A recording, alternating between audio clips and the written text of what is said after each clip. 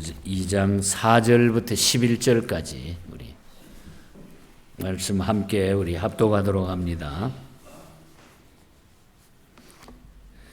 하나님이 범죄한 천사들을 용서하지 아니하시고 지옥에 던져 어두운 구덩이에 두어 심판대까지 지키게 하셨으며 옛 세상을 용서하지 아니하시고 오직 의를 전파하는 노아와 그 7 식구를 보존하시고 경건하지 아니한 자들의 세상에 홍수를 내리셨으며 소돔과 고모라 성을 멸망하기로 정하여 죄가 되게 하사 후세에 경건하지 아니한 자들에게 본을 삼으셨으며 무법한 자들의 음란한 행실로 말미암아 고통당하는 의로운 롯을 건지셨으니 이는 이 의인이 그들 중에 거하여 날마다 저 불법한 행실을 보고 들으므로 그 의로운 심령이 상함이라.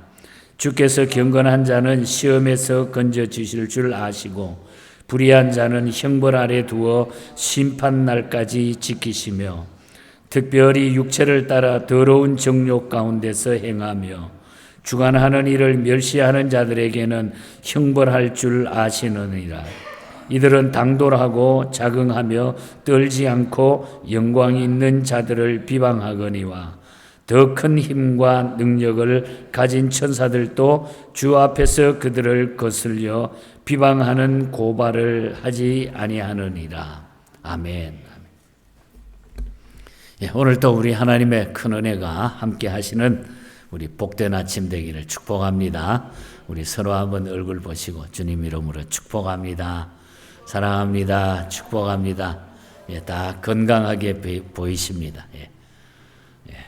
우리 7월 달에는 기도하면서 좀 좋은 일들을 많이 경험하시고 또 여러분의 마음에 평정을 꼭 가져오시기를 바랍니다. 우리 베드로후서 그 2장에는 그 베드로 당시 교회의 그 안에서 내부에 일어나는 또 바깥에서 내부를 침투해 들어오는 그 거짓 선지자들의 그 유래 그리고 일반적인 성격 그리고 그들이 받을 심판까지 말씀을 해주시면서 교인들에게 다 주의를 당부하는 그런 말씀이 쭉 담겨져 있습니다. 거짓 선지자는 물론이거니와 또 그들에게 미혹이 돼가지고 배교한 자들에게도 아주 엄한 하나님의 심판이 내려질 것이라고 하는 이런 경고의 메시지까지 주고 있습니다.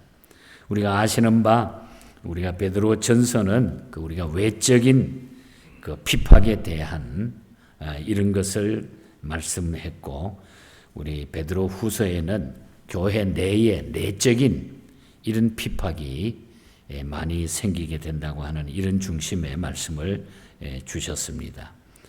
우리가 2장의 내용을 우리가 오늘 아침에 살펴보면서 6절에 보면은 이런 이야기를 합니다. 쭉 그 이단들이나 잘못된 거짓 선지자 이런 못된 사람들을 지적을 하면서 6절 마지막에 보면은 후세에 경건하지 아니할 자들에게 본을 삼으셨다.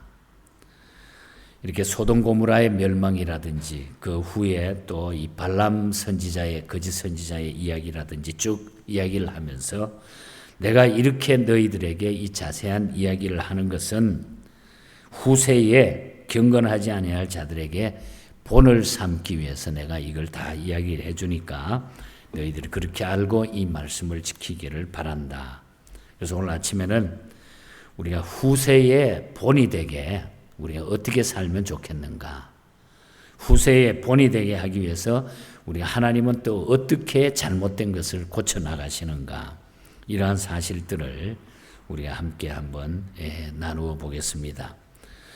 오늘 이 본문 말씀에 보면은 그 이단, 거짓 선지자, 우리가 1절에 보면은 거짓 선지자, 이단, 뭐 이런 말들이 쭉 나타나는데, 우리가 이단이라고 하는 말은 그저 단순히 쉽게 뜻을 해석을 해보면은 잘못된 의견이다 하는 그런 뜻이죠. 헬라 원어에 우리가 하이레시스라고 하는 단어를 풀어보면은 의견이 잘못됐다, 잘못된 의견이다.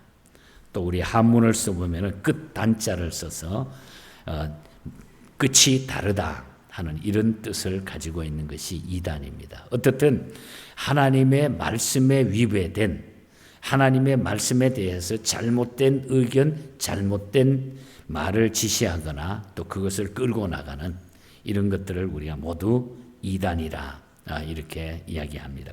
그런데 당시에 영지주의를 비롯해 가지고 교회 내부에 그런 것들이 많이 너무 복잡하니까 밖에 피박도 힘든데 교회 내까지 그런 일들이 벌어지니까 아마 신앙생활을 바로 하기가 쉽지가 않았다고 하는 사실을 보게 됩니다. 타락한 천사에게 벌을 내리시고 타락한 인간들에게 홍수의 심판을 내리신가, 또 소돔성 멸망, 이런 것들을 쭉 설명을 해주는데 이 목적은 바로 이렇게 그 잘못된 멸망을 이렇게 설명해 주는 그 목적이 바로 후세의 많은 사람들에게 본을 삼아 가지고 죄를 범하면 누구나 이렇게 망한다는 것을 경고하기 위해서 이 말씀을 주셨다는 것입니다. 그러므로 과거에 많은 사람들이 죄를 범하고 죽을 것을 기억하고 이것을 거울 삼아 가지고 죄를 범치 말라, 너희들이 어려운 환경이지만은 절대 거기에 빠지지 말고 따라가지 말고 죄를 범치 말고 그걸 거울 삼아 가지고 너희들이 바로 예수 믿고 끝까지 서기를 바란다, 이 뜻이죠. 어쩌면 오늘 이 시대에 우리들에게 경고의 메시지로 주는 줄도 믿습니다. 범죄한 천사를 부활하셨다. 먼저 우리가 4절에 보면은 하나님이 범죄한 천사들을 용서치 아니하시고 지옥에 던져 어두운 구덩이에 두어 심판 때까지 지키게 하셨으며, 천사가 어떻게 범죄하였는지 우리로서는 알 수 없지만은 여하간 천사라도 범죄하면 죄값을 받는다 하는 그런 얘기입니다. 바울은 그런 이야기를 했습니다. 갈라디아서 1장 8절에서 그러나 우리가 혹 하늘로부터 온 천사라도 우리가 너희에게 전한 복음 외에 다른 복음을 전하면 저주를 받을지어다. 이 복음 외에 다른 것을 전하면 천사라도 다 이것은 하나님 앞에 저주를 받게 될 것이라. 사람이나 하늘의 천사를 막론하고 죄를 지으면은 예외 없이 하나님 앞에 저주를 받게 된다. 그 죄를 회개하지 않으면 안 된다는 거죠. 그 이유는 후세의 사람들에게 경종을 울려주기 위해서 그렇게 하시겠다고 하는 그런 메시지인 겁니다. 그래서 우리는 죄를 범하면은 하나님 앞에 하나님을 찾아야 되고, 우리 인간은 하나님을 찾지 않고는 구원의 길이 없다고 하는 거예요. 구원의 길이 없다. 예수 믿지 않고는 이 길이 없다고 하는 거예요. 그래서 너희들이 아무리 힘들고 어려워도 주님 따르는 것이 사는 길이고 주님 따라가는 것이 영생의 길이니까 낙심하지 말고 끝까지 견디라는 거죠. 빠지지 말라는 거죠. 그리고 범죄한 인간들을 홍수로 벌하셨다고 하는 말씀도 해주죠. 5절에 보면 옛 세상을 용서치 아니하시고 오직 의를 전파하는 노아와 그 7 식구를 보존하시고 경건하지 아니한 자들의 세상에 홍수를 내리셨다. 우리가 잘 아는 이야기잖아요. 노아 홍수 사건이잖아요. 이는 죄악을 범하면 개인뿐 아니고 세계 전체를 아낌없이 멸하신다는 것, 심판하신다는 거죠. 하나님의 공의는 무서운 것입니다. 그 수가 많다고 해가지고 묵인하지 아니하시고 적다고 해가지고 벌하시는 것도 아니라는 거예요. 하나님의 공의는 그대로 죄를 범하면 나라든지 개인이든지 하나님은 심판하신다는 거죠. 그 죄에 대해서 수가 많든지 적든지. 범죄하면 인간들과 지구까지도 그냥 두지 아니하시고 벌하시는 하나님이에요. 그래서 노아 홍수 심판을 우리에게 이미 보여주셨다는 거죠. 그래서 노아 홍수를 내려서 경건치 아니한 자들을 멸하시고 후세의 본을 삼아 경고하셨다. 내가 왜 그랬느냐? 너희들이 이런 것을 알고 철저하게 끝까지 잘 따라오길 바란다. 예수 안에 구원이 있지 다른 데는 없다고 하는 거죠. 여러분들은 어떻게 생각하고 이 시대를 살아가시는지 모르겠지만은 우리가 지구촌에 일어나는 모든 현상들, 일들 하나하나 우리가 그냥 넘길 수가 없는 일이라는 거예요. 자연재해나 전쟁이나 이 모든 것들은 우연한 일이 절대로 아니라고 하는 거예요. 하나님의 뜻이 거기에 있다는 거죠. 그래서 우리가 이런 것들을 바라보면서 정말 깨어 있어야 되죠. 경성해야 되죠. 깨어 있지 않으면 안 된다는 거예요. 범죄한 인간들이 바로 범죄한 사람의 범죄로 말미암아 일어나는 이 지구촌의 모든 현상들이라는 거예요.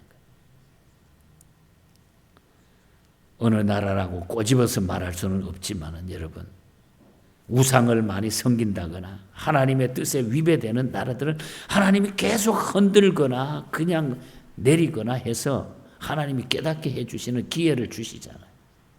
그걸 보고도 깨닫지 못하면 안 된다는 거예요. 그래서 우리는 범죄한 인간들은 주님께로 나오지 않으면 살 길이 없다는 거예요. 살 길이. 그리고 음란한 소돔성을 멸하셨다고 하는 이야기를 해주죠. 6절에서 9절에 보면 소돔 고모라 이야기입니다. 소돔과 고모라 성을 멸망하기로 정하여 죄가 되게 하사 후세에 경건하지 아니한 자들에게 본을 삼으셨으며 무법한 자들의 음란한 행실로 말미암아 고난당하는 의로운 롯을 건지셨으니 이들이 이 의인이 저희 중에 거하여 날마다 저 불법한 행실을 보고 들음으로 그 의로운 심령이 상함이라. 주께서 경건한 자는 시험에서 건져주시고 불의한 자는 형벌 아래 두어 심판날까지 지키시며. 어떻게? 경건한 자에게는 그 시험에서 건져주지만은 불의한 자는 형벌 아래 두어가지고 심판날까지 지킨다 그래요. 심판날까지. 하나님이 그냥 그대로 심판날까지 간다는 거예요. 하나님께서는 죄를 범한 인간들에게 벌을 내리심과 동시에 의로운 사람들에게는 상을 주시고 구원하여 주신다. 믿음으로 의롭게 된다고 그랬습니다. 이것이 바로 공의로운 심판이라는 것입니다. 소돔 고모라라고 하는 이 성이 형체도 없이 망하고 말았지만 그러나 그 가운데 롯의 딸과 자신은 구원받았다고 하는 것. 그 가운데서도 하나님이 의로운 자를 하나님이 구원하셨다고 하는 것. 보여주고 있다는 것. 이것이 후세에 경건한 사람들은 구원받고 불의한 자들은 망한다는 사실을 교훈하는 그런 메시지라는 거죠. 15절 이하에 내려가면 발람에 대한 이야기입니다. 발람. 우리가 잘 알잖아요. 이 발람이라고 하는 사람은 유브라데 강가에 거주하던 부돌 사람, 부올의 아들로서 메소포타미아주의 유명한 점술사입니다. 점술사. 거짓 선지자죠. 그런데 출애굽한 이스라엘이 모압 평지에서 진을 치고 있을 때에 모압 왕 발락이 이스라엘을 저주하기 위해 가지고 발람을 부릅니다. 거짓 선지자. 발람을 불러가지고 불의의 뇌물을 많이 주고서 발람을 불러가지고 가가지고 이스라엘을 저주해라. 저주해라. 그러면 저 민족이 다 망하게 되니까 저주해라. 그런데 이제 그 불의의 삭설을 받고 이 발람이 저주하기 위해서 이스라엘 백성 앞에 내려갑니다. 근데 나귀를 타고 내려가는데 나귀가 갑자기 그냥 안 가는 거예요. 안 가고 뭐 그냥 이리 갔다 저리 갔다 하면서 나귀가 나중에는 왜 안 가는지 막 채찍을 하고 때리니까 나귀가 말을 하잖아요. 사람의 말을 하잖아요. 하나님께서 나귀의 입을 열어서 경고의 메시지를 주셔서 오히려 이스라엘 백성을 축복하고 오게 됩니다. 민수기 22장에서 24장에 나오는 얘기. 하지만 후에 이 발람이라고 하는 사람은 악한 깨를 내가지고 이스라엘 자손으로 하여금 범죄하게 하는 거짓 선지자 노릇을 계속하는 거예요.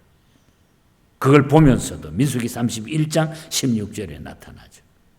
그래서 이 거짓 선지자 이 발람에 대한 이야기를 하고 있는 겁니다. 그래서 하나님께서는 이 16절에 보면은 이 발람을 거짓 선지자의 미친 행동이라 그랬어요. 미친 행동. 미친 행동을 저지했다. 거짓 선지자들, 거짓 불로 사는 사람들, 잘못된 이렇게 하나님의 뜻을 떠나가지고 거짓스럽게 사는 사람들은 전부 미친 행동이라는 거예요. 미친 행동. 정상적이 아니라는 거죠. 정상적이 아니라. 오늘 우리가 이런 시대에 살아가고 있다는 거예요. 이러한 사건들을 교훈 삼아가지고 너희들이 고난이 와도 역경이 와도 믿음 잘 지키고 승리해 나가기를 바란다. 한마디로 말하면 그런 얘기예요. 예나 지금이나 범죄하면 망합니다, 여러분. 범죄하면 망해요. 그러나 죄 없는 사람이 없기 때문에 우리가 예수 그리스도를 통하여 우리가 구원받는다는 거예요. 예수님이 아니면은. 다만 어느 시대 사람이든지 죄를 지으면 벌을 받고 회개하면 용서를 받는다고 하는 이 진리를 다시 한번 증명하라는 거예요. 분명한 것은 죄를 범하는 사람이나 범하게 되면 천사나 사람이나 모두가 벌을 받는다는 거. 후세의 사람들에게 이 메시지를 경고하고 있다는 거예요. 어쩌면 우리가 성도의 탈을 쓰고 목회자의 탈을 쓰고 또한 우리가 경건하다고 하는 탈을 쓰고 오늘 이 시대에 살아가면서 그냥 적당하게 살아가는 이런 일이 없느냐 이 말이죠. 이것이 오늘 이 시대에 우리가 싸워야 될 영적인 싸움이 아닌가. 그래서 성도들은 그 당시에 늘 왜 이렇게 힘들고 어려운데 왜 주님이 빨리 오시지 않느냐, 주님이 왜 재림하셔야지 않느냐 막 이야기했죠. 너무 고통이 심하니까. 외부적으로 내부적으로 일어나는 일들 때문에 늘 제기되는 문제가 그래서 왜 주님은 즉시 재림하시지 않고 계십니까? 그래가지고 3장에 넘어가면 3장 8절에 보면은 재림이 지연되는 데 대한 이유를 이 베드로 후서에 이렇게 기록하고 있습니다. 하나님께서는 천년을 하루같이 여기시며 하나님의 섭리와 기다리시는 은혜 때문이라고 하면서 사랑하는 자들아 주께는 하루가 천년 같고 천년이 하루 같다고 하는 이 사실을 너희들이 기억해라. 기회를 어쩌면 주신다는 거예요. 그러나 하나님이 하시는 일은 당장도 할 수 있고 기다려줄 수도 있는, 그런데 우리에게 아직까지 회개의 기회를 우리에게 주신다는 거죠. 그래서 우리가 이럴 때일수록 더 정신 차리고 깨어 기도하면서 우리가 기다려야 돼. 주님이 아니면, 예수님이 아니고는 우리가 살 가치가 없는 거예요. 인생 길을 우리가 나이 들어 가시는 분들은 더 우리가 느끼잖아요. 우리가 살면 얼마나 이 땅에 있을 것 같아. 건강한 모습으로. 병석에 누워 계시는 분들을 볼 때마다, 그 약해져 있는 그 모습을 볼 때마다. 그런데도 그냥 우리가 뭘 할 수 있는 것처럼 생각하잖아요. 우리가 회개하고 죄 씻음 받는 것이 최고의 축복이에요. 그것이 우리가 영원한 삶이 약속이 되어 있기 때문에. 탑 레디라고 하는 목사님이 17세기에 쓴 찬송이죠. 이분은 철저한 칼빈주의 목사님이었어요. 아주 철저하게 하나님 앞에 메시지 하나 붙들고 살았던 그런 분이에요. 예수 믿는 것 외에 회개하고 예수 믿는 것이 최고 중요하지 그 이상의 중요함이 없다. 이 복음을 위해서 어쩌면 이분은 그냥 자기 생명을 걸고 살았던 분이에요. 철저한 칼빈주의자였어요. 세상에 뭐가 나를 만족할 수가 있느냐, 만족시킬 수 있느냐. 회개하고 예수 믿는 것밖에 없다. 그래서 188장 찬송을 우리에게 선물해 준 거죠. 만세반석 열린. 회개하고 죄 씻음 받아야 된다고 하는 거예요. 167장 가사도 조사의 홉킨스 목사님도 마찬가지. 주 예수님 강림이 가까우니 저 천국 얻을 자 회개하라. 천국 얻을 자 회개하라. 주 성령도 너희를 부르시고 무천사도 나와서 영접하니 우리가 회개하고 주님을 바라보는 이거밖에 살 길이 없다는 거예요. 이 세상이 즐기는 재물로는 내 근심과 곡초를 못 면한다고 그랬습니다. 또 숨질 때의 위로를 못 얻는다고 했습니다. 이 세상 것 가지고는.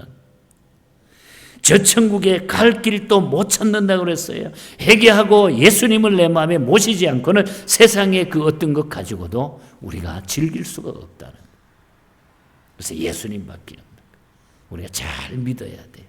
고난이 닥쳐도 힘든 일이 잠시 생겨도 아무것도 아니라는 거예요. 아마 베드로 사도가 그러한 그 당시에 형편 속에 있는 사람들의 그 심정을 너무너무 알았을 거예요.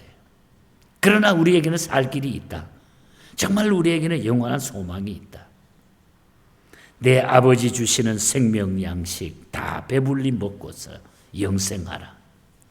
곧 의심을 다 버리고 주께 오면 그 한없는 자비를 힘입으리. 주님 앞에 나오면 그 하나님의 자비하심, 생명 양식 먹고, 그래서 우리가 영적으로는 얼마나 좋습니까? 예배 드릴 때마다, 주님 바라볼 때마다, 기도할 때마다 정말 그 말씀이 내 마음에 막 그러니까 받아들여지고 믿어지고 내가 붙들 때에 얼마나 그 감격적인 기쁨이 있습니까? 여러분 그렇지 않습니까? 우리가 구원의 확신이 있기 때문에 그런 거예요. 그래서 그것 때문에 이 시대가 어떻게 흘러가든지 우리는 이겨나갈 수 있다는 거죠. 우리 다 천국 가서 이거보다 더한 행복을 같이 누릴 수 있기를 바랍니다, 여러분. 그래서 이 시대를 이길 수 있는 것은 우리가 하나님 앞에 내려놓고 그 주님 바라보면 되는 거예요. 그래서 안에서 오는 핍박이 있든지 밖에서 오는 핍박이 있든지 어떤 환경 속에서 일들이 이루어진다 해도 내 가는 길은 한 길이야. 나는 그거야. 주님이 내 마음에 계시기 때문에. 제가 요즘 최 권사님하고 병석에서 데이트를 하고 있어요. 가면. 그 웃지 않는 그 어려운 환경에서 이제 막 웃으셔. 확신이 있죠. 어제도 가가지고 참 1시간 반을 붙들고 그냥. 이제는 카톡을 해, 이 어른이. 이제 손이 거의 손가락은 회복이 됐어. 손톱이 길어가 이거 못 찍는가 손도 깎아주고 말이야. 그래가지고 자기가 한 번만 더 기회 되면 자기가 왜 이렇게 했는지 모르겠다고. 바로 살겠다고. 여러분 우리가 예수님밖에 없어요. 예수님밖에 없어요. 예수님밖에 없는 거예요. 언젠가는 우리가 세상을 떠나. 그래서 내가 90된 어른이 저렇게 생생한 거 하나님 한번 기회 또 주시는구나. 감사하다. 권사님을 통해서 주변에 많은 사람들이 주께로 돌아올 수 있으면 좋겠다. 그 기도하고 제가 돌아왔어요. 여러분, 우리가 주님을 기쁘시게 하는 것이 우리의 삶의 목표가 되면은 내가 기쁘고 모든 환경이 달라지게 돼 있어요. 여러분들 너무 세상에 아웅다웅하지 말고 우리 주님과 더불어 재미있는 그런 삶을 끝까지 사시고 내가 아프든지 넘어지든지 힘든 일이 생기든지 낙심하지 말고 언제나 주님은 내 편이다 하는 거. 이 믿음으로 승리하시기를 주님 이름으로 축복합니다. 우리 기도하겠습니다.